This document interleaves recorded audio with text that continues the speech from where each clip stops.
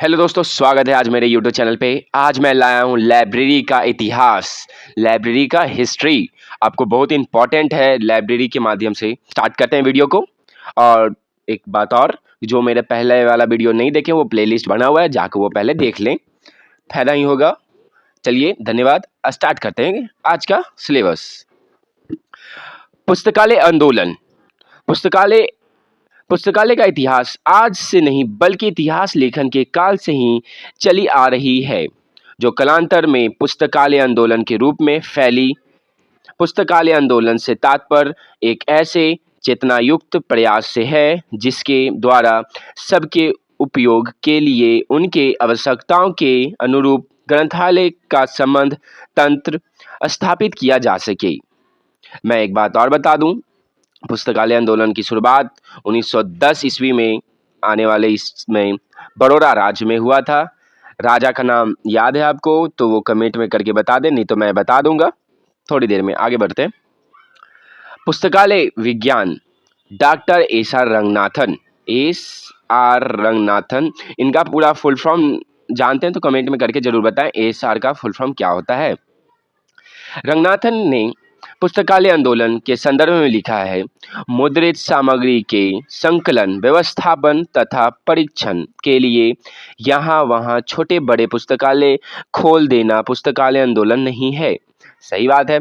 पुस्तकालय आंदोलन का अर्थ है निःशुल्क और सार्वजनिक कोष में स्थापित पुस्तकालय का एकीकृत जाल बुनकर उन्हें प्रभावकारी रूप से चलाना। जैसे कि आप देखते होंगे पब्लिक लाइब्रेरी के बारे में आप जानते हैं कि नहीं। पब्लिक लाइब्रेरी जिसमें कोई भेदभाव नहीं होता है, जिसमें आपको बिना शुल्क लिए हुए कोई भी पैसा आपसे नहीं मांगा जाएगा और आप आराम से पढ़ सकते हैं। प्राचीन कालीन से ज़्यादा इम्पोर्टेंट है मध्यकालीन। मध्यकालीन का मतलब है 1900 से स्टार्ट करते हैं हम आपको, जैसे हम आपको बताए थे 1910 ईस्वी में। मध्यकालीन इतिहास। पुस्तकालय आंदोलन की दिशा में विश्व में इस प्रकार का प्रथम प्रयास इंग्लैंड में सन 1850 में पब्लिक लाइब्रेरी एक्ट के तहत किया गया। भारत में इस आंदोलन का श्री गणेश 1910 में बड़ौदा के नरेश सियाजीराव गायकवाड़ द्वितीय के प्रयास से हुआ। कहीं कहीं आपको ये तृतीय दिखाई देगा, कहीं कहीं आपको द्वितीय दिखाई देगा। इसका हम जवाब अच्छे से ढूंढ के मैं आपको बता दूंगा। आगे बढ़ते हैं। उन्होंने भारतीय पुस्तकालय आंदोलन के जनक के तौर पर भी जाना जाता है। आपसे क्वेश्चन पूछा जाएगा कि भारत में पुस्तकालय का जनक किसे भी माना जाता है, तो आपका आंसर होगा डॉक्टर एस आर रंगनाथन जी। गलत हो जाएगा। आप जैसे कि अभी मैंने आपको बताया, जनक आंदोलन किसे माना जाता है तो सियाजीराव गायकवाड़ से, क्योंकि इतिहास आप पढ़ रहे हैं तो इन्हीं से उद्भव हुआ था। आगे बढ़ते हैं। गायकवाड़ एक दूरदर्शी एवं विद्वान शासक थे जिन्होंने पश्चात देशों का भ्रमण किया था। अब भ्रमण क्रम में उन्होंने इन देशों में पुस्तकालय एवं इसकी व्यवस्था को देखा और इसमें काफ़ी प्रभावित हुए। अब वापस स्वदेश लौटने के पश्चात उन्होंने वहां से तर्ज पर ही अपने देश में भी सार्वजनिक पुस्तकालय तंत्र की स्थापना की तथा इसे जनता की सेवा के लिए निःशुल्क रखा गया। हमेशा ये जनता लाइब्रेरी के लिए जो सार्वजनिक पुस्तकालय है वो हमेशा ही निःशुल्क रहा है।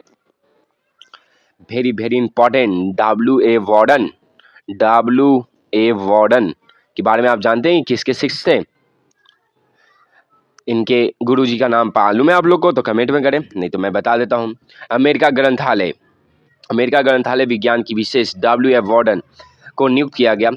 सियाजीराव गायकवाड़ जी ने डब्ल्यू ए वार्डन को आंदोलन में भाग लेने के लिए अमेरिका से बुलाए थे और ये इनके गुरुजी का नाम मेलवेट डेवी था। मेलवेट डेवी कौन थे, जरा कमेंट में आप करके बताएं।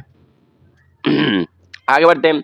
इनके प्रयास से डब्ल्यू ए वार्डन के प्रयास से ही प्रथम भारतीय आंदोलन ग्रंथालय कर्मियों के परीक्षण कार्यक्रम 1911 से शुरू किया गया, जिनके प्रयास से ही भारतीय ग्रंथालय विज्ञान पत्रिका लाइब्रेरी मिसलेनी 1915 में प्रकाशित की गई। मैं आराम से विस्तार से समझाता हूँ, आपको नहीं समझ में आया तो बताइएगा। इसके उपरांत धीरे धीरे देश के संपूर्ण राज्य में ग्रंथालय व्यवस्था प्रारंभ हुई, जो बड़ौदा की तरह एक ही कड़ी में अर्थात ग्रामीण क्षेत्र से लेकर राज्य केंद्रीय स्तर पर जुड़ा हुआ है। इसी के साथ सार्वजनिक पुस्तकालय साथ साथ शैक्षणिक पुस्तकालय का भी विकास प्रारंभ हुआ। जैसे कि आपको मालूम है सार्वजनिक पुस्तकालय हर राज्य में आपको दिखेगा। पटना में बिहार में सबसे बड़ा लाइब्रेरी खुदा बख्श ओरिएंटल लाइब्रेरी है। ठीक है, इसके बारे में आप जानें। और खुदा बख्श ओरिएंटल लाइब्रेरी की स्थापना भी पूछेगा, कब बना था, तो 1891 में बना था। ठीक है, आगे बढ़ते हैं। 20वीं शताब्दी भारत में हुए पुस्तकालय आंदोलन निम्नलिखित शीर्षकों पर दिखाता है, चलिए दर्शाता है। आगे बढ़ते हैं। पहला, लाइब्रेरी एसोसिएशन महत्वपूर्ण होता है क्योंकि पुस्तकालय संघ, आप देखते होंगे बजट पेश करना हो या कोई बुक लाना हो, सबसे पहले समिति बनाई जाती है, तब ही इसके बारे में विचार विमर्श किया जाता है और आपके लिए बुक आए या बजट पेश हो, ये लाइब्रेरी के थ्रू होता ही है। पुस्तकालय विकास के लिए पुस्तकालय संघ एक महत्वपूर्ण आवश्यक है, अवयवी है। भारत में इस क्रम को 2 स्तरों में पुस्तकालय संघ स्थापित किए गए, प्रथम राज्य स्तरीय तथा दूसरा राष्ट्र स्तरीय। जैसे आगे विस्तार से समझाते हैं।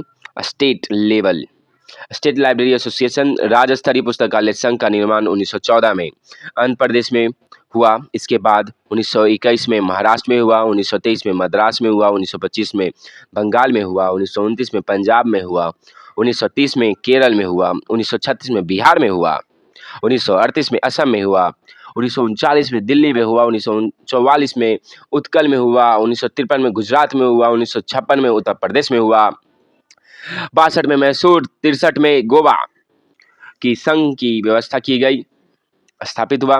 और नेशनल लाइब्रेरी पार्ट 2 में अब देखें। धन्यवाद।